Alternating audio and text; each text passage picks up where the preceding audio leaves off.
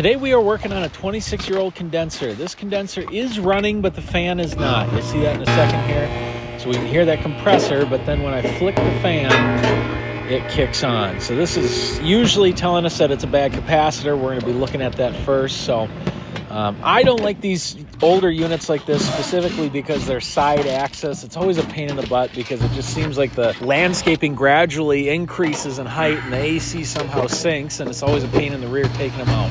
Anyway, though, we're removing this capacitor. I don't think it's the original one to the unit, but it is old. You'll see me test that in a second on the meter here. So it's a 35 by 5, so you saw it had 34, which is okay, but we weren't getting anything on the 5 side. The 5 is the fan. So pretty much every unit I replace a capacitor on, I now put a hard start in. That's that little black thing there. Supposedly it gives that compressor an extra kick. It claims, or it advertises, a 600% boost. Anyways, I appreciate you guys watching. Please like, share, subscribe, and we will see you on the next one. Let me know if you have any questions and what you think of these refrigerant values.